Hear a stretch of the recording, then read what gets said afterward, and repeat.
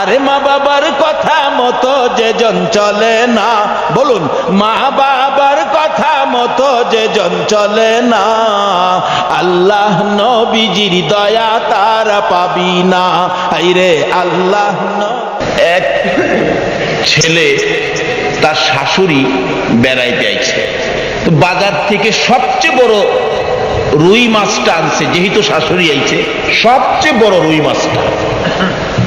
বিবি সাহেবা তো মাছ কাটতেছে, ছেলের মা বলতেছে, বৌমা এত বড় রুই মাছ তো সে কোনোদিন আনে না, এই রুই মাছের মাথাটা কিন্তু আমারে দিস। আচ্ছা ছেলে যদি বড় মাছ আনে, মা মাছ খাওয়ার দাবি আছে না? ছেলের জন্য কি মা কষ্ট করে নাই? ছেলের প্রস্রাব পায়খানা কি মা পরিষ্কার করে নাই? মা করছিল না শাশুড়ি করছে?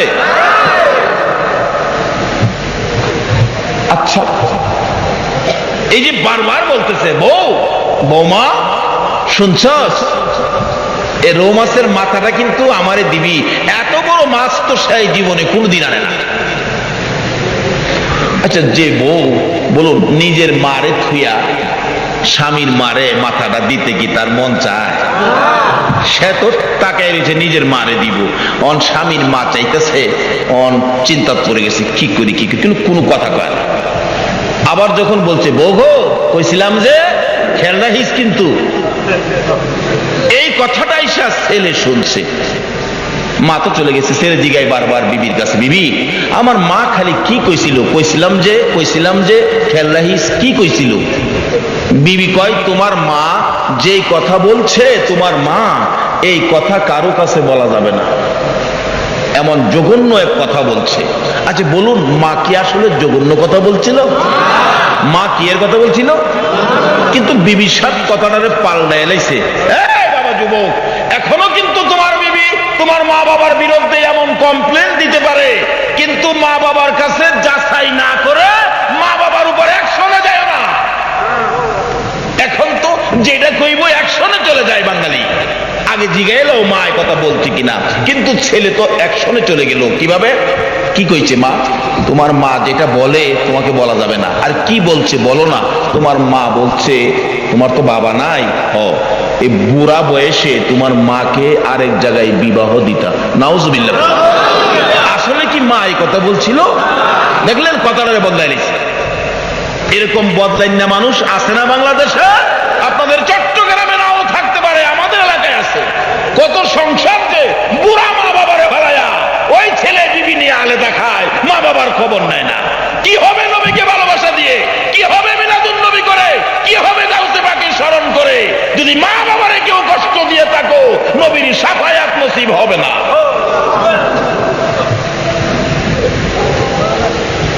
বিবির কথায় মা বাবা আলাদা, বহু ঘটনার বহু সংসার। ছেলে জিগাই, মা এ কথা বলছে? কও কি? এই মারে তো রাখা যায় না, এই মা সংসারে থাকলে আমার ইজ্জত বাঁচবে না। টেনশন খুব, মার দিকে ফিরেই চানা। কইল কি মা? আচ্ছা মা কি আসলে কথা বলছিল? বিবির সাথে পরামর্শ করে কি করা, কেমনি কি করা। বিবি কই চিন্তা করো না, রাত্রে যখন ঘুমাইবো ঘুমের ঘরে খাতা দিয়া বইল্লা একবারে নদীর ওই পার নিয়া বালুর চরে ফালাইয়া দিয়ামু, যেখানে কোনো মানুষ টানুষ নাই। 2-4 দিন থাইকা পুরা মানুষ এমনি মইরা যাইব, এমনি বা শেষে। ছেলে তো ঠিক বলছো, এই মা যদি সংসারে রাখি, আরো কারো কাছে কথা বলে ফেলে আমার ইজ্জত থাকবে না, আমার বংশের ইজ্জত নষ্ট হয়ে যাবে, মানুষ সমালোচনা করবে। ঠিক আছে, এটাই সিদ্ধান্ত। মাকে কি করবে? রাত্রে নদীর ওই পার বালুর চরে ফালাইয়া দিয়ে আসবে। রাত্রে ছেলের মা এবং মেয়ের মা দুজন বিআইন না? আপনারা কি কন? এদেরকে কি কন? বিআইন না? বিআইন তো, দুই বিআইন তো বিছানায় বসে বসে কথা বলতেছে। কি কথা, মজার মজার কথা। কথা বলতে বলতে রাত্র যখন বেশি হয়ে গেছে, মেয়ের মা ওই ছেলের মার বিছানার মধ্যেই শুইয়া ঘুমায় গেছে। ছেলের মা ভাবতেছে বিআইন মুরব্বী মানুষ এখানে ঘুমাইছে, আমি যদি সাথে ঘুমাই হয়তো তার কষ্ট হইতে পারে, এই বিছানাটা তো খালি আছে, আমি না হয় রাত ঘুমাই। ঠিক আছে, কার জন্য গর্ত করতেছেন, এই গর্তের মধ্যে নিজেই পড়বেন। এটা কার বিচার? এই বিচার করুন না, আসেনি এখনো? সঠিক বিচার করার মালিক একজন আছে কিনা? সেই মালিকের নাম কি? সেই মালিকের নাম কি? সে আল্লাহকে খুশি করতে রাজি আছেন তো? সে আল্লাহকে খুশি করতে গেলে আগে খুশি করতে হবে কাকে? মুহাম্মাদুর রাসূল। এই নবীকে খুশি করলেই আল্লাহ খুশি। তাই আজকে আমরা সেই নবীকে খুশি করার জন্য এই মাহফিলে বসেছি। আল্লাহ তুমি কবুল করো, সকলে বলুন আমিন। এইবার ভাবতেছেন খাতা দিয়া বইলা নদীর ওই পার, কিন্তু ঘটনাক্রমে মায়ের বিছানায় শাশুড়ি, শাশুড়ির বিছানায় মা। এমন এক শীত, যেই শীতে লেপ ধরা যায় না, পাতলা খেতাও ছাড়া যায় না। আছে না এমন একটা শীত করে না? ফাল্গুন মাসের দিকে দেখবেন লেপ গায়ে দিলে গরম করে, আবার একবারে কিছু গায়ে না দিলে শীত করে। পাতলা খাতাটা নাকে মুখে দিলে খুব আরাম লাগে। পাতলা খেতা নাকে মুখে দিয়ে খুব আরামে ঘুমাইতেছে। দুইজন রাত্রে যখন এরকম 12টা পার হয়ে গেছে, দুইজন তো ঘুমায় না, কয় দেখো না, কই নাক ডাকতেছে, খুব ঘুমাইছে। এমনি যে খেতাটা প্যাকেট কইরা লাগছে, প্যাকেট কইরা দুইজনে ধইরা নৌকার মধ্যে উঠাইয়া একবার নদীর ওই পার এমন জায়গায় ফালাইছে যেখানে কোনো মানুষ যায় না। ফালাই দিয়ে আসতেছে আর খুশি, বিপদ মুক্ত করে লাইছি, ইজ্জত বাঁচাইছি। বাড়ি অলনি কয় আমার জীবনের লেগে ঘরের বেজাল দূর করছি। কিন্তু ছেলেটা যতই মা খারাপ হোক, মায়ের জন্য ছেলের কিছু না কিছু দরদ না হইয়া পারে না। ছেলে কয় কি করলাম, মা কি বলছিল জিগাইলাম না, মারে আইনা এইভাবে ফেলে দিয়ে গেলাম, মার বিছানাটা খালি হয়ে গেল, আজকে বিছানায় গিয়ে মারে দেখবো না। তার কলিজাটা মানতেছে না। ওই খালি বিছানাটা মায়ের বিছানার পাশে দাঁড়ায়া দাঁড়ায়া চোখের পানি ছাড়তেছে। মা গো মা, কি জানি বলছিলা তুমি, না জিগাইয়া তোমারে ফেলে দিলাম, তুমি না আমারে পেটে রাখছো। ছেলেটা কাঁদতেছে। হঠাৎ ওই বিছানার থেকে মার কানে ছেলের ডাকের আওয়াজটা পড়ছে। বলুন, সন্তান মা কইয়া ডাকলে মার শান্তি লাগে কি না? মা তো ঘুম থেকে লাফাইয়া উঠছে, আমার ছেলে আমার এইভাবে মা মা কইয়া ডাকতেছে। ওইটাই তো ডাক। কি রে বাবা, কি কি হয়েছে তোমার, কেন আমার এইভাবে ডাকতেছো? ছেলে কয় কে? মা। হ্যাঁ তুমি? হ্যাঁ। তুমি ওই পারতে কেমনে আইলা? করে বাবা কোন পারতে? ওই পারতে। ওই পার কোন না? কই হেই পার। করে হেই পার কোন না? নদীর হেই পার। আমি তো এই বিছানায় ঘুমাইতেছি, আমার হেই পার নিলে কবে? তুমি কি এই বিছানায় ছিল না? কই না, এর মধ্যে তোর শাশুড়ি আছে। কারে ফেলাইবেন আর ব্যবস্থা কারে করছে? মা কি বলো? হ্যাঁ আমি এখানে ঘুমাইছিলাম। মা তাহলে আমি কি শাশুড়িরে ফেলাচ্ছি? কি তুমি কি হইতেছো, পাগলের মতো কথা বলতেছো, কি ব্যাপার? মা তুমি যে বলছিলা আমার বিবির কাছে বউ গো, কইছিলাম যে খেয়াল রাখিস। কি কইছিলাম? মা বলতেছেন বাবারে, তুমি যে বড় রৌ মাছটা আনছিলা, আমি বলছিলাম রৌ মাছের মাথাটা খাইতাম রে বাবা, কারণ এত বড় মাথা এত বড় মাছ তুমি কোনোদিন আনো নাই। বাবারে আমি তো বলছিলাম ওই রৌ মাছের মাথাটা খাওয়ার জন্য। মা তুমি কি রৌ মাছের মাথা খাইতে বলছো? হ্যাঁ। তাইলে আমারে কি বললো? কি বলছে? তুমি নাকি বলছো তোমাকে এই বয়সে একটা বিবাহ দেওয়ার জন্য বলছো। মা একটা চিৎকার মেরে চোখের পানি ছেড়ে দিলেন। মা আমার এই বয়সে এমন এক কলঙ্কিনী কথা আমার ছেলের বউ কিভাবে আমার উপরে উঠাইয়া দিল। মাবুদ রে, এই বিচার আমি তোমার কাছে চাই। আমার আল্লাহ বলেন বিচার দিতে হবে না, বিচার দেওয়ার আগে আমি আল্লাহ বিচার করেছি। বলুন এ আল্লাহ এখনো আছে কিনা? গর্ত কার জন্য করতেছেন? কাকে বিপদে ফেলাইবার চিন্তা করতেছেন? এই বিপদ কিন্তু আপনার উপরে। বাবা কি হইছে, আমাকে এই কলঙ্কিনী করলো? মা এই জন্য বিচার হয়ে গেছে। আল্লাহু আকবার বলো। বিচার হয়ে গেছে। আমি ভাবছিলাম বিবির কথাই তোমাকে নদীর ওই পার ফালাবো, এখন দেখি তুমি না, ওই তার মাকে নিয়ে ফালাইছি। মা তুমি আরামের বিছানায় থাকো, রৌ মাছের মাথা খাবি, আরো যা চাবি তুমি তাই পাবি। আল্লাহু আকবার।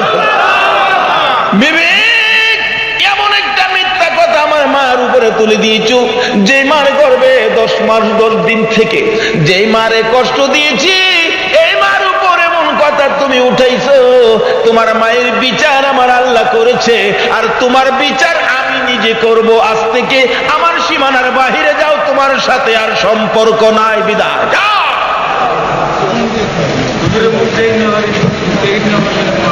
বাবারে, কার ক্ষতি করবেন? এই ক্ষতি আপনার উপর আসবে। এমন মার উপরে যদি এরকম কলঙ্কজনক কথা উঠায়, বলুন আল্লাহ কি এটা বরদাস্ত করবে? কোন মা? আল্লাহু আকবার। এক বেচারা স্বপ্নে দেখে, মা কি জিনিস বোঝানোর জন্য বলছি, এই মার উপরে কলঙ্কজনক কথা বললেন না। এক বেচারা স্বপ্নে দেখে আল্লাহর আরশের খুঁটির নিচে চুমাইতেছে, আরশের খুঁটি। সকালবেলা ঘুম থেকে উঠে একজন মসজিদের ইমাম সাহেব আল্লাহর ওলির কাছে বলতেছেন, হুজুর আমি একটা স্বপ্নে দেখলাম, স্বপ্নের ব্যাখ্যাটা দেন তো। কি স্বপ্ন? আমি আল্লাহর আরশের খুঁটির মধ্যে চুমাইতেছি, কি স্বপ্ন দেখলাম? এবার আল্লাহর ওলি বলেন, তোমার মা আছে? আছে। বাবা আছে? আছে।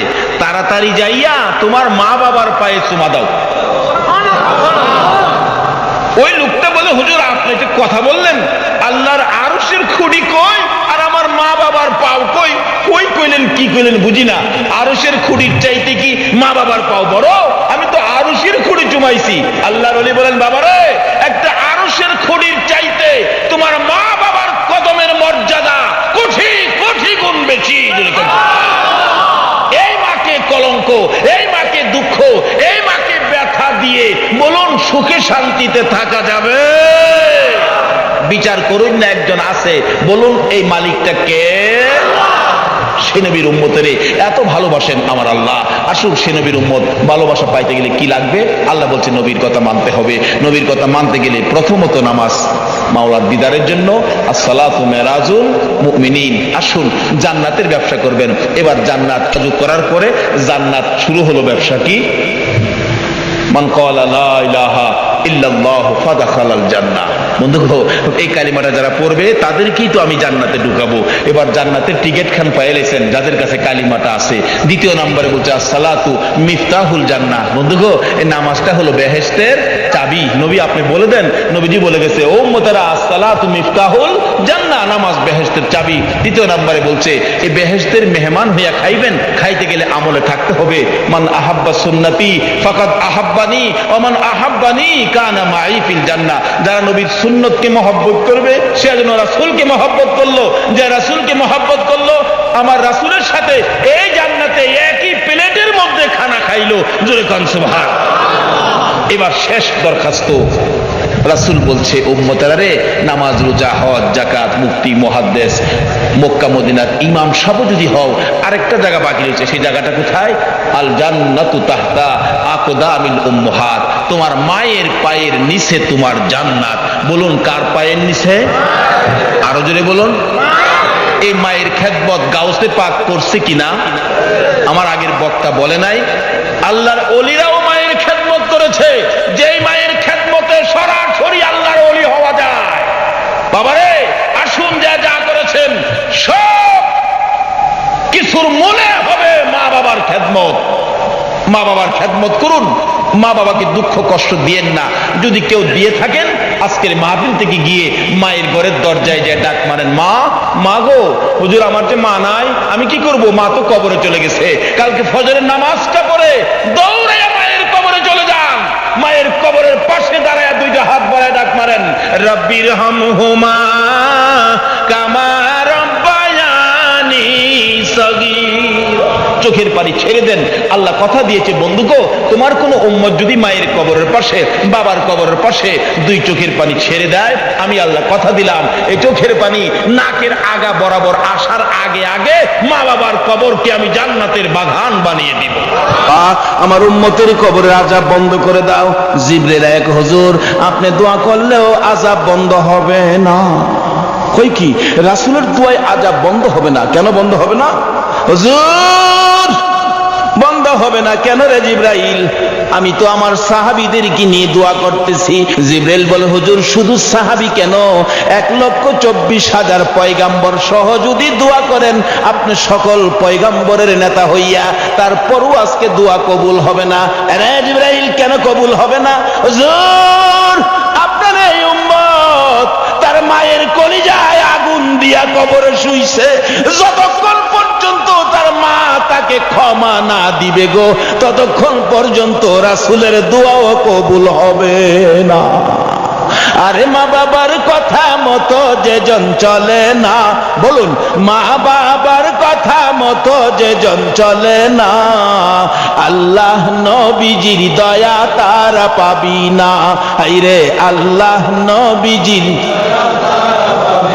মা বাবাকে দুঃখ দিলে নামাজ রোজা যাইবি ফলে, মা বাবাকে দুঃখ দিলে নামাজ রোজা যাইবি ফলে, মার কলিজায় আঘাত দিলে খোদা সহে না, মার কলিজায় আঘাত দিলে খোদা সহে না, আল্লাহ নবীজির দয়া তারা পাবি না।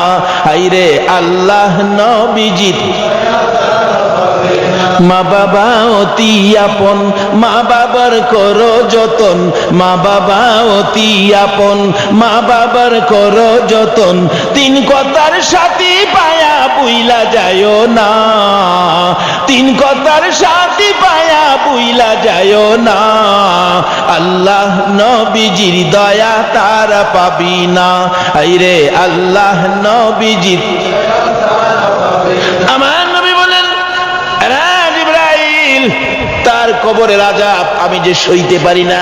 জিবরাইল বলেন ইয়া রাসূলুল্লাহ যতক্ষণ পর্যন্ত তার মা জীবিত আছে, তার মা তাকে ক্ষমা না দিবে ততক্ষণ পর্যন্ত আপনার দোয়ায়ও সে মাপ পাবে না। কত বড় কথা! রাসূল দোয়া করেন কবুল হয় না, কাকে কষ্ট দেওয়ার কারণে? ঘুমাইছেন? কাকে কষ্ট দেওয়ার কারণে? কারণ মা, কোন মা চিনছেন? রাত্র 2টাই হোক 2:30টাই হোক, সন্তান বাড়িতে না আসা পর্যন্ত বলুন তো বুড়িশ্বরের কার ঘরের দরজাটা খোলা আছে? কয়েকজনে কইছে সন্তান বাড়িতে আসলো না। এ বুড়িশ্বরের একজন সন্তান বাড়িতে আসলো না, 2টায় বাইজা গেছে রাত্র, সারা বুড়িশ্বরের ঘরে ঘরে দরজা বন্ধ, একটা ঘরের দরজা বন্ধ হলো না। বলুন তো এই ঘরটা কার ঘরটা?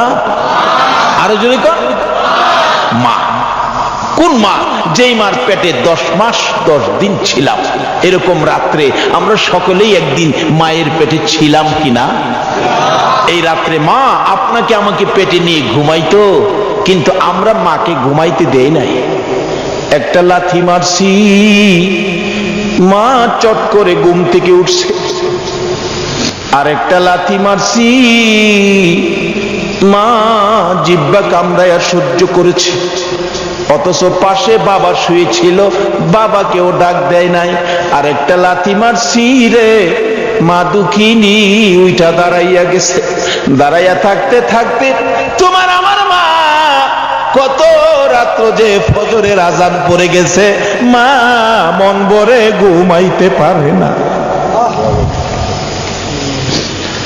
এই মারে যদি কষ্ট দাও গো, রাসূলের দোয়াও কবুল হবে না। তারপরেও জীবনে কত মা তোমার আমার মতো একটা সন্তানের মুখ দেখার আশায় কত মা যে দুনিয়ার থেকে বিদায়ী হয়েছে, হয় নাই? ডেলিভারিতে অনেক মহিলা মারা যায় না, তারপরও মা জাতি মহিলা মেয়ে তাদের কত সাথ, তাদের সঙ্গে মহিলাটা ডেলিভারিতে মারা গেছে, এরপরও অন্য মহিলারা কি বাচ্চার আশা কি ছাইরা দিছে? জীবন দিয়ে হইলেও একটা বাচ্চার মুখ দেখতে চায়। আমি যে এলাকায় মতি করতাম, আলোচনায় বলি, ঘটনাটা শুনছেন হয়তো ক্যাসেটে।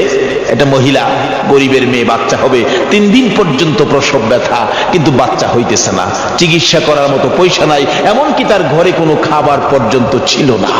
3 দিন পরে একবারে মৃত্যুর সাথে পাঞ্জা লড়ছে। ওই মেয়েটার মা মসজিদের দক্ষিণ পাশে গিয়ে আসরের নামাজের পরে সালাম ফিরানের সাথে সাথে 2টা হাত এইভাবে বাড়ায় ডাকতেছে, ও আমার মহল্লাবাসী, ও আমার গ্রামবাসী, ও আমার সমাজের লোকেরা, আমার মেয়েটা মারা যাবে, আপনাদের কাছে আমার মেয়েটার জীবন ভিক্ষা চাই, আমাকে কিছু সাহায্য করেন, আমি আমার মেয়েটারে বাঁচাই। ডেলিভারিতে মেয়েটা মারা যাওয়ার পথে, কিন্তু কেউ সাহায্য দিল না, এমনকি একটা মুখের কথাও কেউ বলল না। মাগরিবের পরে সালাম ফিরাইয়া মোনাজাত পড়ি নাই, বললাম আপনাদের সমাজের মহিলাটা এত বিপদে পড়ে, তার মেয়েটা মারা যাবে, আপনাদের কাছে সাহায্যের হাত বাড়াইলো, অথচ আল্লাহ বলছে কোন অসহায় ব্যক্তি এইভাবে হাত বাড়াইয়া বিপদে পড়ে আল্লাহর রাস্তে হাত বাড়াইলে আল্লাহ বলছেন এই হাতের নিচে দিয়ে আমি আল্লাহর কুদরতি হাতটা বাড়াইয়া রাখি। এই হাতটা খালি দিলেন, আমার আল্লাহর আরশ পর্যন্ত কাঁপতেছে। করলেন কি আপনারা? একজন মুরব্বী কয়, বাবারে কার জন্য কে রোজগার করে রাখছে, কষ্ট পাইলাম। বললাম ঠিক আছে, আমি ইমাম সাহেব, আমি মহল্লায় বাইরুমু, দেখি কেউ নিয়ে আমার হাতে দেয়। এই মহিলাটার পক্ষ থেকে মাগরিবের পর থেকে এশারের আজানের আগ পর্যন্ত বাহির হলাম। আমার সাথে কেউ যাবেন? একজন হাই স্কুলের শিক্ষক, উনি এখনো বেঁচে আছেন, বললেন হুজুর আমি যাব। 2জনে মিলে 750 টাকা 35 কেজি চাউল উঠাইলাম, উঠাইয়া পাঠাইলাম একটা ছাত্র দিয়ে, তার বাড়িতে দিয়ে আসো, আর সকাল সকাল যেন হসপিটালে পাঠাই, সরকারি হসপিটালে চিকিৎসার জন্য, টাকা যা লাগে আমি ইমাম সাহেব ব্যবস্থা করব। এবার পাঠানোর পর মেয়ের মা একটা বড় করে শ্বাস ফেলায় বললেন, আল্লাহ আমার মেয়েটাকে বুঝি বাঁচাইতে পারবো। সকালবেলা হসপিটালে নিয়ে গেলেন, আমি মক্তব ছুটি দিয়ে হসপিটালে গেলাম, কারণ মক্তব ছুটি না দিয়া গেলে তো বুঝেন ওই ইমাম সাহেবের তো কইতে মুহ গেল লাগে না, মুহদা যাই তাই দেখবেন কইলে বই ইমাম সাহেবের। বাবারে ইমাম সাহেব আলেম, নাইবে নবী আলেমকে মুখে যা আসে তা বলবেন না। এই নাইবে নবী আলেমকে একটা কথা যদি আপনি কটু বলেন, এই কথাটা আমার রাসূলের গায়ে যায় লাগবে। একজন নাইবে নবী আলেম রাস্তা দিয়ে হাইটা গেলে হাঁটার বরকতে 40 দিনের জন্য কবরের আযাব বন্ধ হয়ে যায়। বলে হুজুর নাইবে নবী আলেমরাও যে ভুল করলে তার বিচার হবে হাসরের দিন, কিন্তু আপনি বিচার করতে পারবেন না। নাইবে নবীর বিচার আল্লাহ করবে, আপনার আমার সামনে করবে না, নূরের পর্দা টানাবে। আলেমের বিচার যেহেতু তারা নাইবে নবী আলেম অন্যায় করলে বিচার হবে হাসরের দিন, সাধারণ মানুষের সামনে হবে না, নূরের পর্দা টানায়া পর্দার ভিতরে বিচার করবে। পর্দার ভিতরে কেউ যেমন না দেখে, পর্দার ভিতরে আর কি এর বিচার করবো? ওই আমার নবীর ওয়ারেস তারা কেড়ে অন্যায় করছিলে, যা দেখিয়া সুবহানাল্লাহ।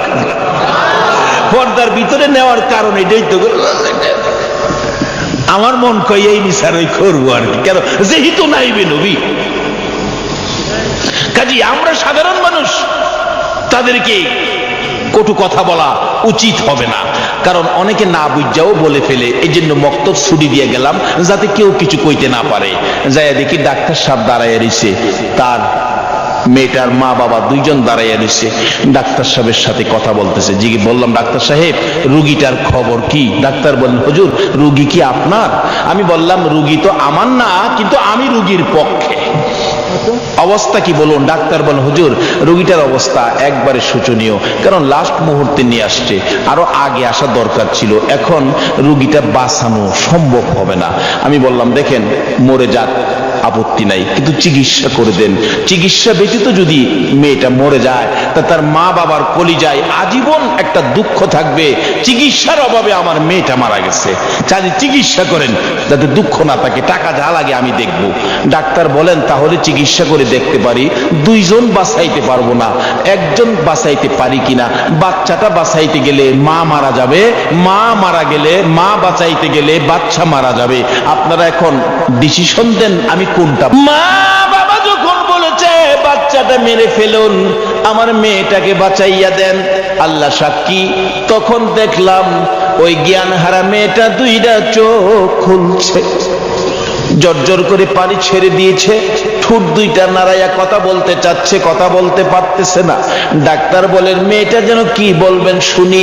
মুখের কাছে কানটা নিলে ডাকতেছে, ডাক্তার রে এ সন্তান মারবি, মারিস না, 10 মাস 10টা দিন কষ্ট করেছি। ডাক্তার প্রসব ব্যথার যন্ত্রণায় যদি তোমার মা তোমাকে মেরে ফেলতো তুমি কি ডাক্তার হতে পারতা? ডাক্তার নিজেও ছিলেন মা ভক্ত মানুষ। না তা তো পারতাম না। ডাক্তার গো কত কষ্ট করেছি, জীবনে কত রাত্র না ঘুমাইয়া কাটাইছি।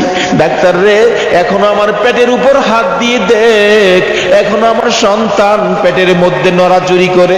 ডাক্তার দুইজনের একজন যদি মারতে হয় রে ডাক্তার, আমার পেটের বাচ্চাটা মারিস না, আমি মায়ের জীবন শেষ করে দে, আমার সন্তান বাঁচাইয়া দে।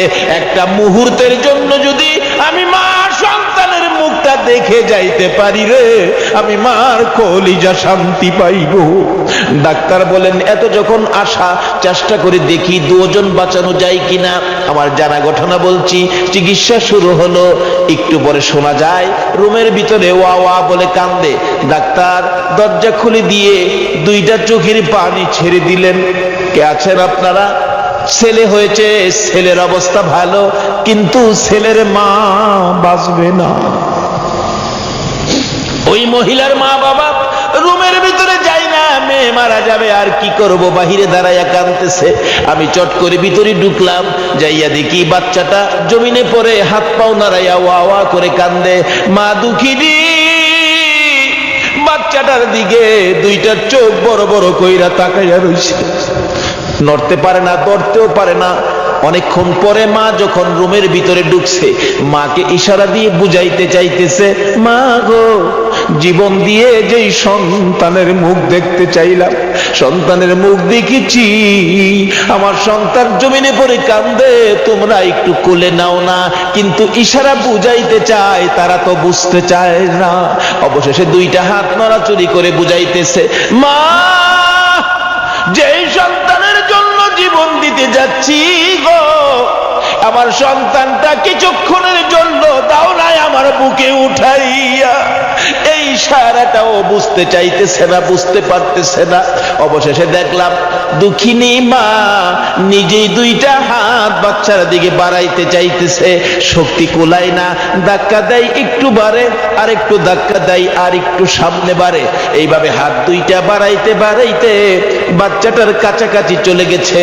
আর একটু যদি বাড়তো বাচ্চার গায়ে লাগতো, মা কলিজা শান্তি পাইতো। বাচ্চাটার কাছাকাছি হাতটা পড়ে আছে, মা দরদি বাচ্চার দিকে তাকাই আছে। এইভাবে তাকাইয়া থাকতে থাকতে রে মা দরদি বিদায় হইয়া যায়। আমার নবী বলেছে উম্মতরা রে, এই মারে যারা কষ্ট দিবি রে, আমি নবীর শাফায়াত নসিব হবে না। বাবারা কবরে যাবেন, এই মার সাথে ব্যবহার কি করেছেন এটা আগে পরিষ্কার করেন। রাসূল বলেন আমি তো ডাকতেছি জিবরাইল, এই আযাব আমি উপস্থিত থাকতে আমি সহ্য করব কিভাবে? জিবরাইল বল হুজুর তার মার কাছে ক্ষমা না পাওয়া পর্যন্ত আল্লাহ তাকে মাপ দিবে না, আপনি রাসূলের দোয়াও কবুল হবে না। রাসূল বলেন তার মা কোথায়? ঠিকানা দিলে যে ডাকতেছে, মা আপনার ছেলেটা মারা গেছে? জি হুজুর মারা গেছে। আপনার ছেলের কবরে তো আযাব চলছে। মা বলেন হুজুর আযাব হইতাছে? আল্লাহ আরো আযাব দেন। হ্যাঁ আমারে পুইরা রাইছে। মারে কষ্ট দেওয়ার মানুষ আছে না বাংলাদেশে? হ্যাঁ আমারে পুইরা রাইছে হুজুর। রাসূল বলেন মাকে তো না দেখাইলে মা মায়া হবে না। রাসূল বলতেছেন মা আপনি একটু আসেন, আপনার ছেলের অবস্থা দেখা যান। কবরের পাশে দাঁড় করাই রাসূল বললেন প্রভু গো তার মাকে কবরের আযাব দেখার শক্তি দাও। বলুন এ নবীর কথায় দিবে কিনা? বলতে দেরি, শক্তি দিতে দেরি নাই। মা দেখে কবরের ভিতরে আযাব, মাথার থেকে চামড়াটা সিলাইয়া একটা টানে পাও পর্যন্ত নিয়ে যায়। আর ওই সিলানো শরীরের মধ্যে দাও দাও করে আগুন। ছেলেটা মা মা কইয়া চিৎকার মারে। মারে চিনেন না? বিপদে আপদে পড়লে বলুন অটোমেটিক মুখ দিয়া কার কথা আসে? পায়ে ব্যথা পাইয়া পায়ের নুকটা একবারে সিটা পড়ে গেছে। বলুন পায়ে হাত দিয়া কি বলে কাঁদতেছে বাচ্চাটা? মা, মা গো মা। পেট ব্যথায় অস্থির, শ্বশুর বাড়ির খাইয়া এমন খাওয়া খাইছে ব্যথা উঠছে পেটে। বলুন কি বলে কাঁদতেছে জামাই? মা, মা গো। শাশুড়ি কই বেটা আমার বাড়ির খাইয়ে তোর মারে ডেকে কান্দোস? আমার আল্লাহ কই তোর বাড়ির খাইনি কি বো, ব্যথাই বেদনায় মার কথাই আসবে, জুতা দাবাই রে ও তোর কথা। কেন এই সন্তান নিয়ে কষ্ট ব্যথা বলুন কে বুক করেছে? মা। এই জন্য ব্যথায় বেদনায় পড়লে কার কথা মুখ আসে? মা। বলে হুজুর বাবার কথা কইতেন না, বাবা কি কম কষ্ট করছে, রোজগার করে খাওয়াইছে না? বাবার কথা আসে একবার কোন সময়, ব্যথায় বেদনায় না। দেখবেন এই বৃষ্টি বাদলের দিন সকালবেলা ঘর থেকে ওইটাই দেখে উত্তর দিক দিয়ে এমন আকাশে মেঘ জমেছে, একবারে কালো অন্ধকার হয়ে রয়েছে। ঘুম থেকে ওইটা এই কালো হাঁসটা দেখা বলুন তো কি বলতেছে? বাবা রে বাবা। দিনের হাঁস দেখলে বাবার কথাই যে, কিন্তু ব্যথায় বেদনায় বাবার কথা বলুন কার কথাই? মা। রাসূল বলতেছেন আল্লাহ তার কবরের আযাবটা দেখার শক্তি দাও। মা দেখতেছে ছেলেটা সমস্ত শরীরের চামড়া নাই, জাহান্নামের আগুন দাউ দাউ করে জ্বলতেছে। মাগো মাগো মাগো কইয়া কাঁদতেছে। আবার চামড়া ভরে যায়, পাও থেকে ফেরেশতারা চামড়াটা সিলাইয়া মাথা পর্যন্ত আনে, আবার জাহান্নামের আগুন জ্বলতে থাকে। মাগো মাগো কইয়া কান্দে।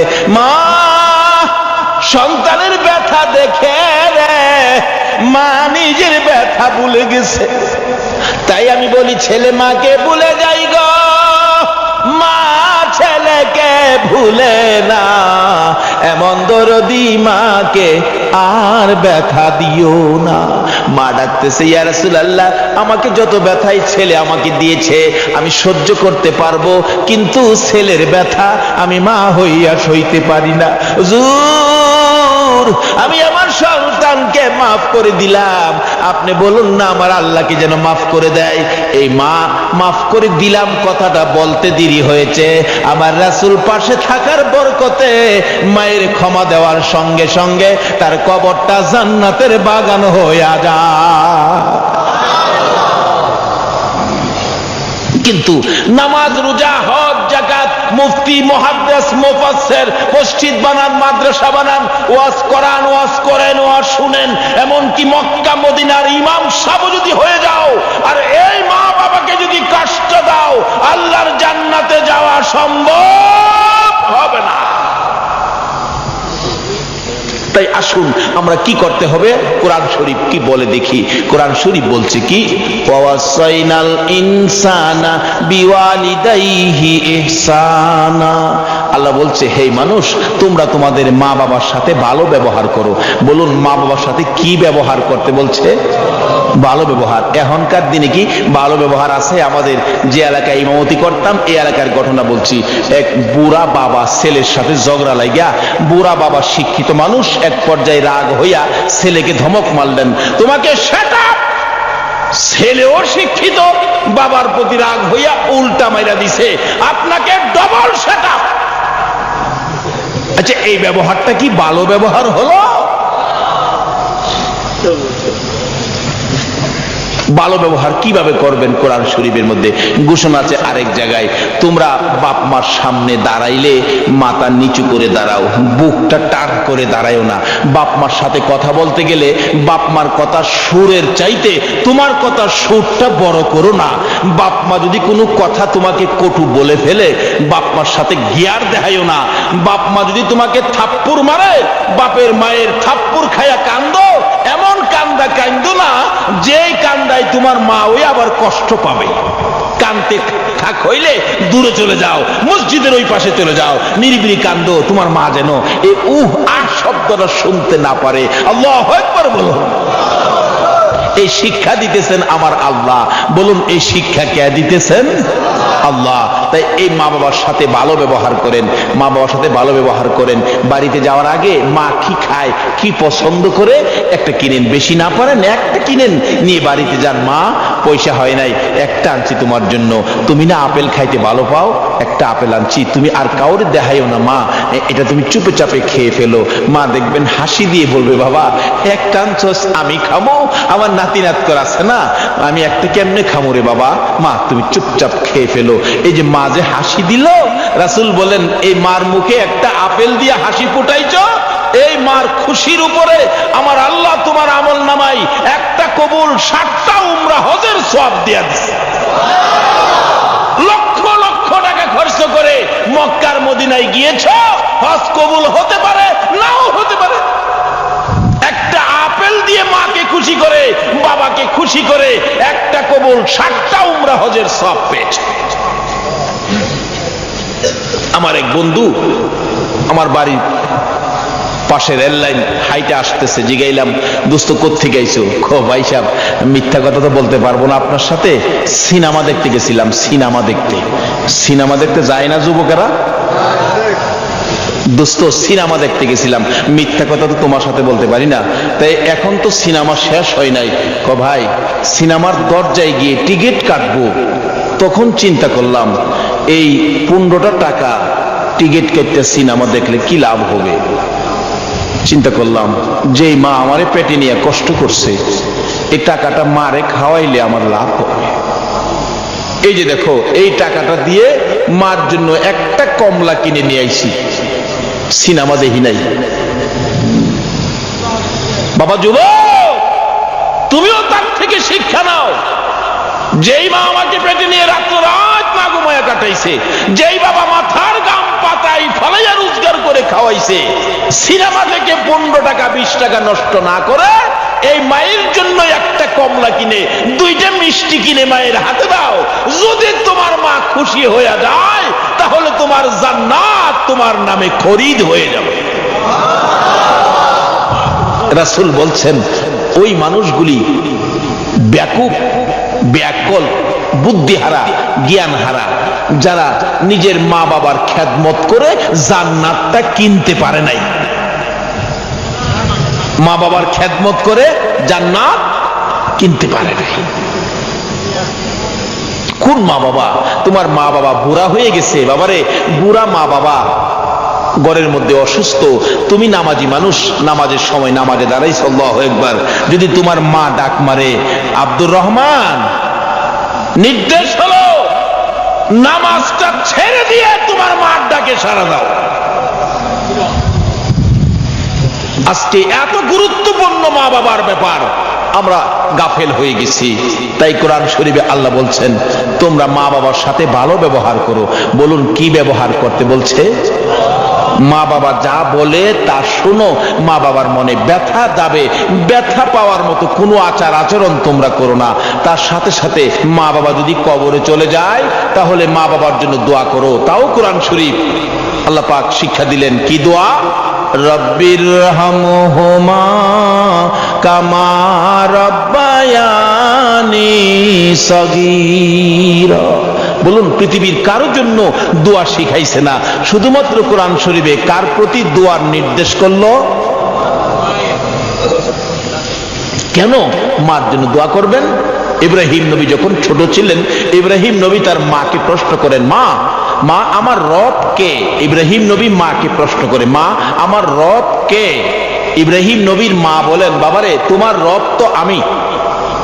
আচ্ছা কন্ত মা কি আবার রব হইতে পারে? কিন্তু আসলে এক কিসিমের রব মাকেও বলা যাবে। কেন? রব শব্দের অর্থ হলো লালন পালনকারী। আচ্ছা মা একদিন ছোটকালে আমাদেরকে লালন পালনের দায়িত্ব নিছে কিনা বলুন তো? যেইভাবে কষ্ট করে লালন পালন করছে মা, হায় হায় হায়, রাত্রের বেলা ঘুমাইছি, শীতের রাত্র দেখবেন মা একটু পরে পরে বাচ্চার নিচে হাত দেয়, বাচ্চা নি প্রস্রাব করছে, বাবাই গেলাম জানেই না।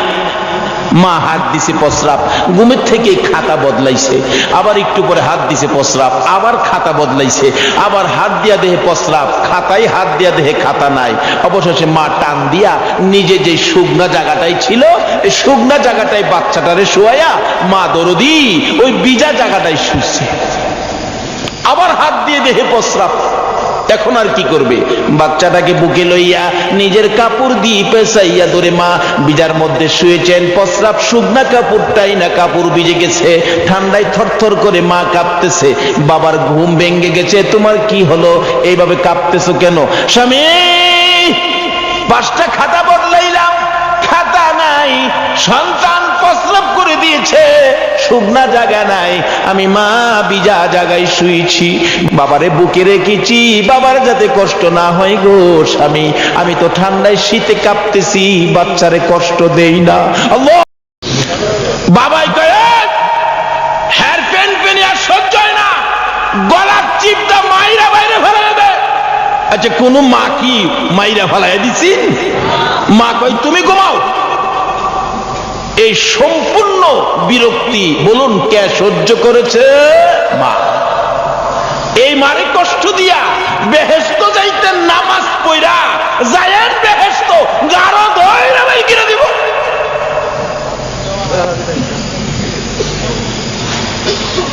বাবারা ভাইরা, আমি কি কথাগুলো বুঝাইতে পারতেছি? আল্লাহ তুমি সকলকে বুঝার তৌফিক দাও, সকলে বলুন আমিন। মা আধা ঘন্টা পরে এরে আইনা ভাত দিছে, ভাত নিয়ে বইসা খাইতেছে। আরেকটাই ডাক মারছে, মা কি? আমি হাগুম। এরকম কয় না? হাগুম হাগুম। আমরাও ছোটবেলা বলছি, গ্রাম দেশে থাকছি, হাগা দলে রাইতে ডাকতাম, আব্বা হাগুম। আব্বা কয় হাগবি? হা। হাগুম হাগবি? বাবাই ওঠে না। অবশেষে কি করবো? একটা কথা আছে, হাগা দললে বলে বাঘার ভয় থাকে না, হাগা দললে বাঘের ভয়। কি করবো? দরজাটা খুইলা দৌড় দিয়া উঠানের কিনারে গিয়ে হাগ দিয়ে বয়ে গেছি, ছোটবেলা আর কি। এমন সময় শোনা যায় বাড়ির পাশেই শিয়াল ডাকতেছে। ও হাই হাই হাই, কি বিপদ রে, পাশে শিয়াল। বাবাই ঘরে থেকে কয়, ভয় পাইস না, আমি চায়ে রয়েছি। আচ্ছা, ঘরের ভিতরে থেকে বলে চায়ে রয়েছে, ওহনো বাইরে না। একটু পরে দেখি আরেকজন দৌড় দিয়া বাহির হইয়া একবারে মাথার পাশে খাড়িয়ে রয়েছে। বলুন তো উনি কে? আরো জোরে বলুন কে? এই মার পায়ের তলে জান্নাত, রাসূল কইছে। মা গিয়া কইতেছে, তুমি ঘরে থেকে কও ছাইরিছো, শিয়াল কাছে আমার বাবার কাছে ঘরে থেকে কও ছাইরিছো। বাবা আইতে রাজি না। মা পেলাম সামনে। কি বলেন, ঠিক কি না? আরেক বেচারা কইতেছে, বাবা আমি হাগুম। বাবা কয় হাগবি? কহ। বাবা আমি হাগুম। কয় হাগবি? কহ। বাবা আমি হাগুম। কয় হাগবি? কহ। হাগুম কুম্বালা হাইগা দিছি ওই। বাবাই খালি কয় হাগুম উঠবি উঠ। বাবাই তোর উঠে না। এরপরে কয় হাগুম কুম্বালা হাইগা দিছি ও। অহন ভালো হইছে না? মা হাগুম হাগবি, এটারে বাদ দিয়া এটারে লিয়া উঠানের কিনারে। আধা ঘন্টা পর্যন্ত শীতের রাত্র, হ্যাঁ হাত দেবইয়া গান গা, টুন টুন টুন টুন। মাই জিগাই, খিরে গান গাছ আগা হইছে? কয় হইলে তো আমি কমু, তোমার কোন লাগবো? 1 ঘন্টা গেছে, কয় মা কোন রকম হইছে। মা সুচু করাইছে, পানি পরিষ্কার করাইছে, এবার পায়খানা পরিষ্কার করে ধুইয়া মুইসা কুলে নিয়া বিছানায় শুয়া মা খালি খালি শুইছে। এমনি আরেকটাই চিৎকার মারছে, মা আমি তো প্রস্রাব করে দিছি। এরকম হয়েছে কিনা শুরুর সময়? বলুন এই বিরক্তিগুলি কে সহ্য করেছে? এই সম্পূর্ণ কাজ কে করেছে? তাই এই মার খেদমত করুন। মা বাবা কবরে থাকলে দোয়া করুন। কেন? এই মা বাবার পায়ের নিচে হবে আমাদের জান্নাত। এইভাবে 3টা 4টা মা শুয়াইছে। এবার আরেকটাই ডাক মারছে, মা কি আমার ঘুম ভাঙ্গা গেছে, আমার ঘুমও ধরে না, আমারে কুলে লইছি। কুলো বাইরে যা, ঘরের বাইরে যাইতো। বাইরে গেছে। মা ডাকতেছে, বাবারে আমার শীত করে, চাদরটা নিয়ে আসি। কয় না, চাদর আনতে পারবি না, এই শীতের মধ্যে। মা দেখলেন সন্ধ্যার থেকে নিয়ে এই বাচ্চাকে লালন পালন করতে যাইয়া এইভাবে বাচ্চা কোলে নিয়ে ঘুম পাড়াইতে গেলে ঘুমো তো আর আসে না। হঠাৎ শোনা যায় মসজিদে আজান পড়ে গেছে, আসসালাতু খায়রুম মিনান নাওম। মা এইভাবে বাচ্চাদের লালন পালনের দায়িত্ব নিয়ে গো কত রাত্র মা না ঘুমাইয়া কাটাইছে। তাই মাকেও এক কিসিমের রব বলা যায়। তাই দোয়ার মধ্যে আসছে রব্বির হামহুমা কামা রব্বায়ানি সগীরা। এক কিসিমের রব মাকেও বলা যাবে। আজকে সেই মার সাথে যদি বেঈমানি করো গো, আমার নবীর শাফায়াত নসিব হবে না, আমার আল্লাহর মায়া দয়া তুমি পাইবা না। মার সাথে ভালো ব্যবহার, মা কবর থাকলে দোয়া, আর মা যদি দুনিয়ায় থাকে মাকে খুশি করো। রাসূল বলছেন যার বাবা জীবিত তার বেহেশতের একটা দরজা খোলা আছে, যার মাও জীবিত তার বেহেশতের দুইটা দরজা খোলা আছে। আল্লাহু আকবার বলুন। এক ছেলে স্বপ্নে দেখে আল্লাহর আরশের খুঁটির মধ্যে চুমা দিতেছে। ছেলে দৌড়ায় সকালবেলা ইমাম সাহেব হুজুরের কাছে গেছে, হুজুর আমি স্বপ্নে দেখেছি আল্লাহর আরশের খুঁটি চুমাইতেছি। ইমাম সাহেব বলেন, বাবা তোমার মা আছে? আছে তো, মার পায়ে গিয়ে চুমা দাও। হুজুর একটা কথা কইলেন, কই আল্লাহর আরশ আর কই মা? আল্লাহর ওলি বলেন, তুমি মাকে কি মনে করছো? আল্লাহর আরশের খুঁটির চাইতে মায়ের পায়ের মর্যাদা কোটি কোটি গুণ বেশি। জোরে জোরে কোন সুবহান। কারণ যেই মায়ের পায়ের নিচে জান্নাত, আরশের খুঁটির নিচে জান্নাত নয়। আজকে সেই মার সাথে ভালো ব্যবহার আমাদের দরকার আছে কিনা বলুন? মারও উচিত সন্তানদেরকে ভালো পথে পরিচালনা করা, বাবারও উচিত সন্তানদেরকে ভালো পথে পরিচালনা করা। আজকে যেই সন্তান, যেই মা বাবা এই সন্তানকে পেটে নিয়েছো, যারা আজকের এই সমাজ কল্যাণ যুব সংঘ করে এত বড় মাহফিলের আয়োজন করেছে, এই বৃষ্টি বাদলের মধ্যে এমন সন্তান জন্ম দেওয়া, এই পথে সন্তানদেরকে পরিচালনা করা, এটাও মা বাবার দায়িত্ব। আজকে যেই মা বাবার সন্তান মাহফিলের আয়োজন করেছে আর যেই মা বাবা এই সন্তানের মা বাবা হয়েছেন, উভয় জীবন ধন্য। যদি এর মধ্য থেকে কেউ কবরে থাকে, আজকের মাহফিলের উসিলায় তাদের কবরগুলোকে জান্নাতের বাগান বানিয়ে দেওয়া হয়েছে। যেইভাবে মাহফিলটা সাজানো হয়েছে, তাদের কবরগুলোকে এইভাবে আজকে সাজানো হয়েছে। ফেরেশতারা বলেন, প্রভু গো এই কবরগুলো সাজানো হলো কেন? এই কবরের এই অবস্থা কেন? আল্লাহ বলেন, তাদের সন্তানেরা আজকে দুনিয়াতে জান্নাতের বাগান সাজিয়েছে, এই বরকতে তাদের মা বাবার কবরকে আমি জান্নাতের বাগান সাজাইলাম। কাজী এমন সন্তানের মা হও, বাবা হও, যারা এরকম মাহফিলের আয়োজন করবে, ভালো কাজ করবে, সত্য পথে থাকবে, মসজিদে যাবে, নবীকে ভালোবাসবে, ওলিদের পক্ষে থাকবে। ওই সমস্ত সন্তান মা বাবা হতে পারলে জীবন ধন্য হবে, কবরে গিয়েও শান্তি পাবেন। তাই আসুন, যে সন্তানেরা মাহফিলের আয়োজন করেছেন, আল্লাহ যেন তাদেরকে প্রত্যেক বছর এই মাহফিল এভাবে করার তৌফিক দেন, যেন তাদেরকে নেক হায়াত দেন। তাদের মা বাবা বংশধর যারা কবরে, আল্লাহ যেন এই মাহফিলের উসিলায় সকলকে মাফ করে দেন, সেই জন্য দোয়া হবে। আসুন, কবরে যেতে হবে, যাওয়ার আগে কবরটা পরিষ্কার করি, নবীর উম্মত হইয়া নবীর কথা মতো কিছু কাজ করে মা বাবার খেদমত করে কবর পরিষ্কার রাখি। মা বাবা যাদের দুনিয়াতে আছে, আজকেই যায়া মা বাবার খেদমতে হাজির হয়ে যান। আর যার মা বাবা দুনিয়ায় নাই, আজকের মোনাজাতে চোখের পানি ছেড়ে দেন। তাও যদি না পারেন, কালকে সকালে মায়ের কবরে যান, বাবার কবরে যান, দুইটা হাত বাড়ায় কান্দেন। আল্লাহ রাব্বুল আলামিন আপনার চোখের পানিতে মা বাবাকে মাফ করে দিবেন। তাই আসুন, আমি আর সামনে যাচ্ছি না, দুইটা সাবজেক্টের উপর আলোচনা। আল্লাহ যেন আমাকে সহ সকলকে এই সাবজেক্টের উপর আমল করার তৌফিক দেন। সকলে বলুন আমিন। আল্লাহুম্মা আমিন।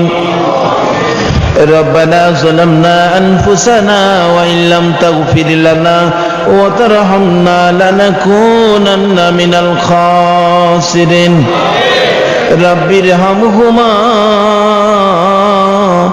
كما ربياني صغيرا। رب العالمين রাত্র 3টা পার হয়ে গেছে। তোমার আদুরের বান্দারা, তোমার নবী আশিক পাগলেরা, গাউসে পাকের ভক্তবৃন্দরা 3টা পর্যন্ত পার করে দিয়ে গো তোমার শাহী দরবারে হাত বাড়াইছে।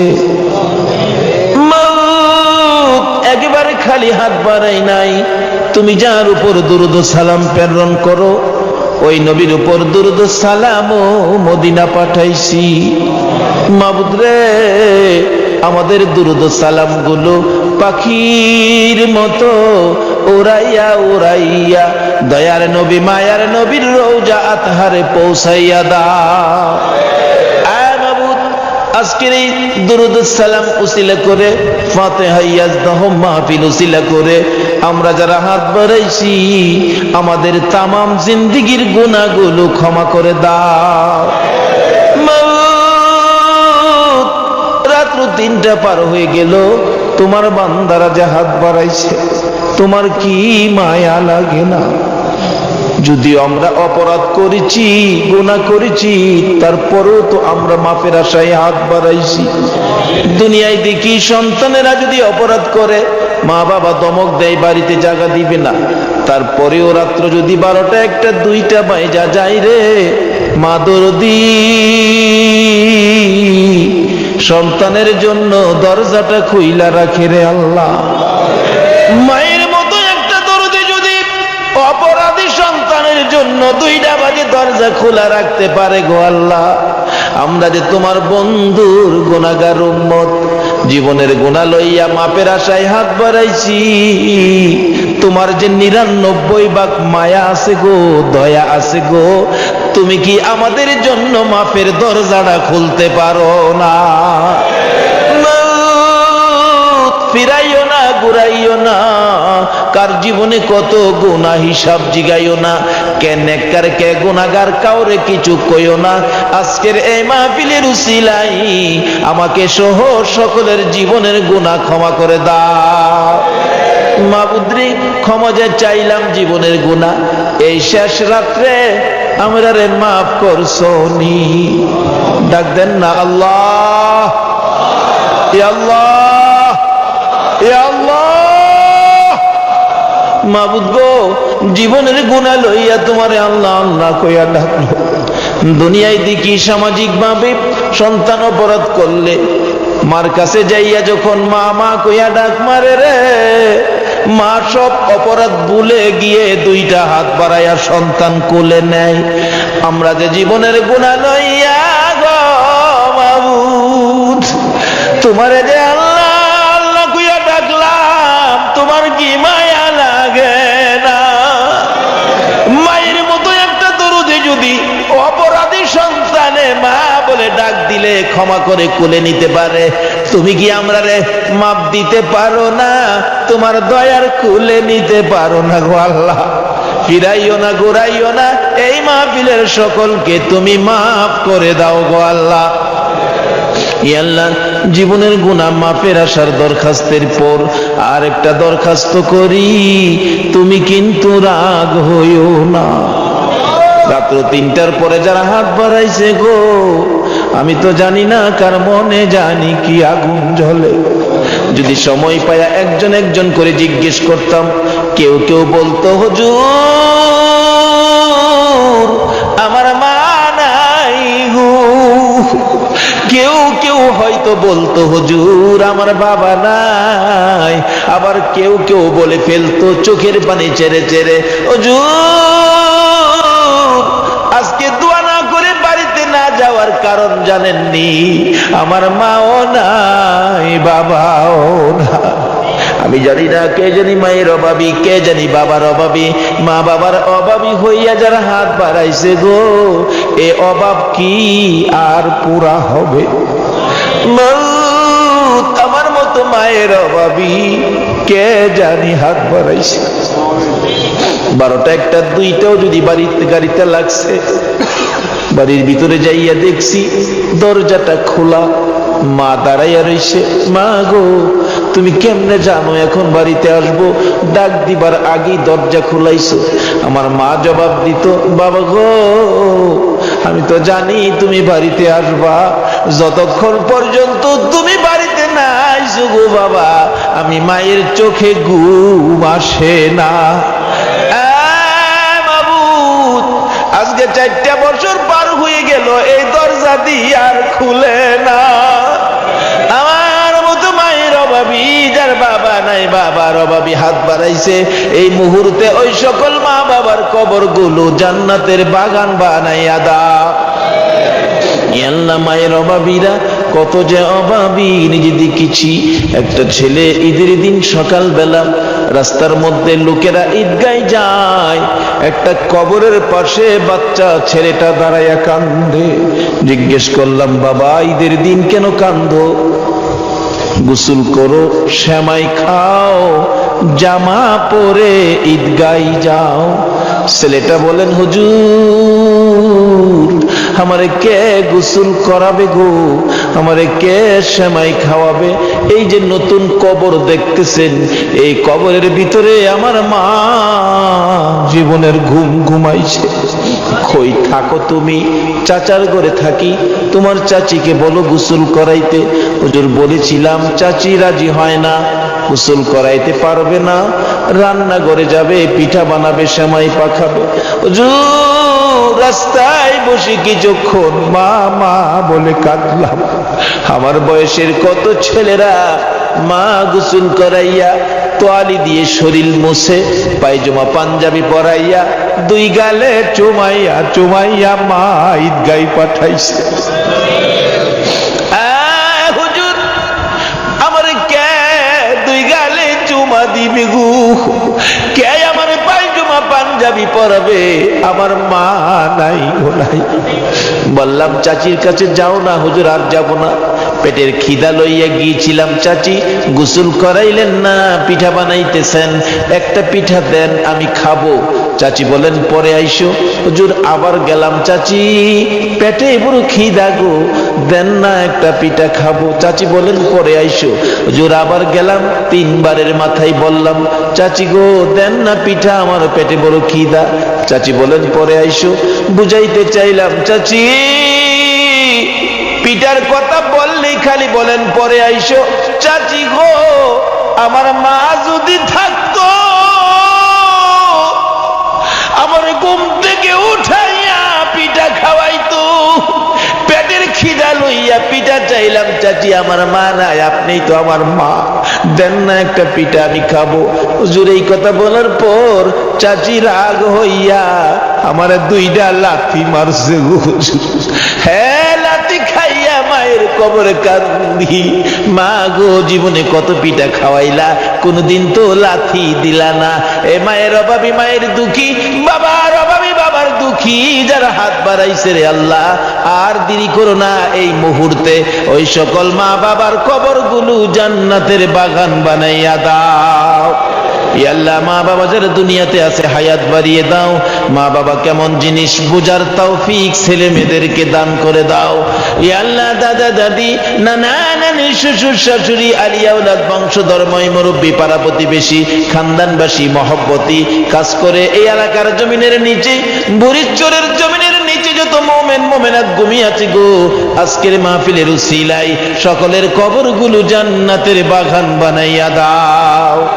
আল্লাহ, খাস করে যারা মাহফিলের আয়োজন করেছে, এই যুবক তরুণ ছেলেরা কষ্ট করে এত বড় মাহফিল সাজিয়েছে, আল্লাহ, তাদেরকে যারা সাহায্য সহযোগিতা করেছে, বুদ্ধি পরামর্শ দিয়েছে, আমার ভাই হযরত মাওলানা ওবায়দুল হক সাহেব সহ, আল্লাহ, যারা মাহফিলের পক্ষে বুদ্ধি পরামর্শ দিয়ে কষ্ট করেছে, দূর দূরান্ত থেকে মাহফিলে শরীক হয়েছে, সকলের বংশধর্মই, মুরব্বী, খানদানবাসী যারা কবরে গো, এই মাহফিলের উসিলায় সকলের কবর জান্নাতের বাগান বানিয়ে দাও।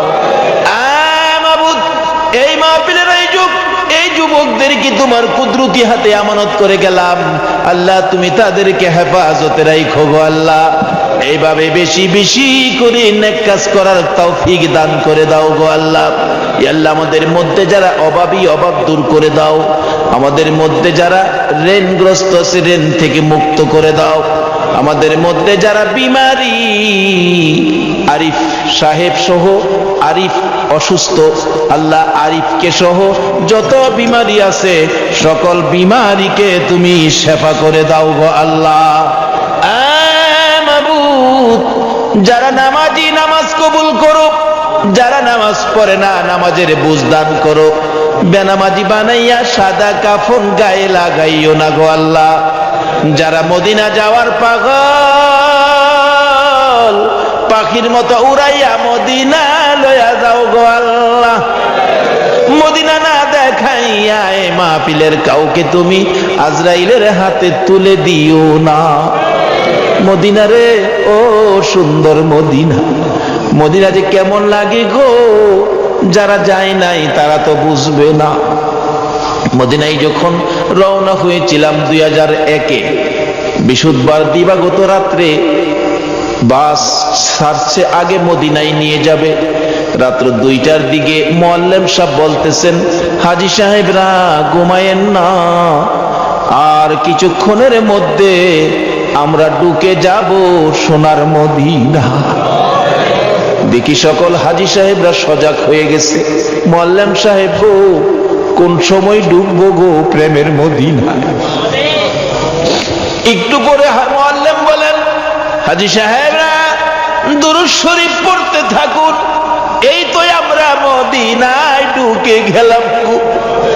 সমস্তটা শরীর যেন পশমগুলো দাঁড়াইয়া গেছে, কলিজাই যেন ঠান্ডা লাগতেছে, শোনা যায় কানে যেন আওয়াজ আসতেছে, হায় আমার পাগলেরা। যাইতে যাইতে আরো ঘন্টা খানিক গাড়িটা চললো। মোয়াল্লেম বলেন, দুরূদ শরীফ পড়ুন আর জানালাগুলি বন্ধ করে দেন। জিজ্ঞেস করলাম, মোয়াল্লেম সাহেব জানালাগুলি বন্ধ করব কেন? মোয়াল্লেম চোখের পানি ছেড়ে দিয়ে বলেন, হুজুর আমাদের বাংলাদেশ থেকে এমন পাগলও আসে গো, আমার নবীর রওজাটা দেখলে লাফাইয়া ইয়া রাসূলুল্লাহ বলে বাস থেকে পড়ে যায়। হুজুর জানালা বন্ধ করার জন্য বললাম, এই জন্য আর একটু সামনে গেলেই, সামনের টার্নিংটা মোড় দিলেই আমার নবীর সবুজ রঙের গম্বুজ দেখা যাবে গো। হুজুর জানালা বন্ধ করে দেন, এই নবীর পাগলদেরকে ভিতরে রাখো। সবাই মিলে দুরূদ ও সালাম পাঠ করতেছি। একটু পরেই দেখি আমার নবী, উম্মতের কান্ডারি নবীর রওজা পাকের গম্বুজ দেখা যায়। মাবুদ, এই সোনার মদিনা না দেখাইয়া, সবুজ রঙের গম্বুজ না দেখাইয়া, উম্মতের কান্ডারি নবীর রওজা জিয়ারত না করাইয়া এ মাহফিলের কাউকে তুমি সাদা কাফন গায়ে লাগাইও না। ইয়া আল্লাহ, আমাদের মধ্যে যারা ব্যবসা করে ব্যবসায় বরকত দাও, যারা চাকরি করে চাকরিতে পদোন্নতি দান করে দাও, যারা গৃহস্থী করে জমির ফসলে বরকত দিয়ে দাও, যারা বিদেশ থাকে সহি সালামতে রাখো, যারা বিদেশ যাবে মনের আশা পুরা করে দাও। মাবুদ রে, যারা লেখাপড়া করে লেখাপড়ায় বরকত দাও, যারা পরীক্ষা দিয়েছে দিবে কামিয়াবি দান করে দাও। কাজ করে আজকের এই কমিটির সবাইকে নেক হায়াত বাড়াইয়া দাও গো আল্লাহ। এই মাহফিলে যারা উপস্থিত হয়েছে 3টা পর্যন্ত কষ্ট করেছে, সকলকে তুমি নেক হায়াত বাড়াইয়া দাও গো আল্লাহ। যাদের ছোট্ট ছোট্ট ছেলে মেয়ে দিয়েছো, ছেলে মেয়েদের নেক হায়াত বাড়িয়ে দাও। অকালে মৃত্যু দিও না, মা বাবার কলিজায় আগুন জ্বালাইও না, ছেলে মেয়েদের মুখে ইয়েতিমের দাগ লাগাইও না, ছেলে মেয়েদের মা বাবার হায়াত বাড়াইয়া দাও। ইয়া আল্লাহ, দুয়ার দরখাস্ত করেছেন ইসমাইলের জন্য ও নুরুল আমিনের জন্য। ইয়া আল্লাহ গো, এই দুয়ার দরখাস্ত করেছেন দরদিরা, আল্লাহ তুমি কবুল আর মঞ্জুর করে নাও। ইয়া আল্লাহ, জানি না তারা কি অবস্থায় আছে, আল্লাহ তাদেরকে তুমি বেশি বেশি করে নেক হায়াত বাড়িয়ে দাও। ইয়া আল্লাহ, যে আশায় দরখাস্ত তাদের মনের আশা পুরা করে দাও। মাবুদ, মাবুদ রে, এই মাহফিলের মানুষগুলো মনাজাত শেষে বাড়িতে রওনা হবে, আমি জানি না রে এই মাহফিল কারে জানিস জীবনের শেষ বিদায় দেয়। এই মাহফিল যদি কারো জীবনের শেষ মাহফিল হয়ে থাকে গো আল্লাহ, এই মাহফিলের উসিলায় কাল কিয়ামতে নাজাতের ফায়সালা করে দিও গো আল্লাহ। ইয়া আল্লাহ, যে নবীর আশিক হইয়া এত রাত পর্যন্ত কষ্ট করলো তোমার বান্দারা, সকলকে তুমি কাল কিয়ামতে নবীর গুদারায় উঠাইয়া ফুলচিরাতের ফুল পার করে দিও গো আল্লাহ। ইয়া আল্লাহ, এই মাহফিল টুকুন তোমার কুদরতি হাতে আমানত করে গেলাম, কিয়ামত পর্যন্ত এই মাহফিল তুমি কায়েম রাখো গো আল্লাহ। এই মাহফিলকে যারা সাহায্য সহযোগিতা করেছে করবে, বুদ্ধি পরামর্শ দিয়েছে দিবে, মাহফিলের পক্ষে থাকবে আসবে, সকলকে তুমি আফত বিপদ আযাব গজব অ্যাক্সিডেন্ট বালা মুসিবত শয়তানের শয়তানি দুশ্মনের দুশ্মনী হইতে বাঁচাইয়া রহমত বরকত শান্তি দ্বারা ভরপুর করে দাও গো আল্লাহ। মাবুদ, এই মাহফিল দি বিদায় হয়ে যায় রে আল্লাহ। রে বাবা যুবকেরা, তোমাদের কষ্টের মাহফিল তো বিদায় হয়ে যায়। এই মাহফিলের জন্য যুবকেরা কত কষ্ট করেছে, 4টা বাইজা গেছে, মা খবর পাঠাইছে খানার জন্য, ছেলেরা খবর উল্টা পাঠাইছে, মা গো খাবো না, প্যান্ডেলের কাজ শেষ হয় নাই। মাবুদ, এই যুবকদের এত কষ্টের মাহফিল বিদায় হইয়া যায়। এই মাহফিল বিদায় সাথে সাথে গো তাদেরকে তুমি মাফ করে দাও গো আল্লাহ। এই যুবকদের কি তুমি খালিদ বিন ওলীদের মতো ইসলামের সৈনিক বানাইয়া দাও গো আল্লাহ। ইয়া আল্লাহ, মাহফিল শেষে যারা যেখানে যাবে গো সহি সালামতে পৌঁছাইয়া দিও গো আল্লাহ। ইয়া আল্লাহ, যতগুলো দরখাস্ত করলাম সবগুলো তুমি কবুল আর মঞ্জুর করো গো আল্লাহ। যতগুলো আলোচনা করেছি আমাকে সহ সকলকে তুমি আমল করার তৌফিক দিও গো আল্লাহ। সাল্লাল্লাহু তাআলা আলা খায়রি খালকিহি মুহাম্মাদিন ওয়া আলা আলিহি ওয়া আসহাবিহি আজমাইন বিহাক্কি লা ইলাহা ইল্লাল্লাহু মুহাম্মাদুর রাসূল।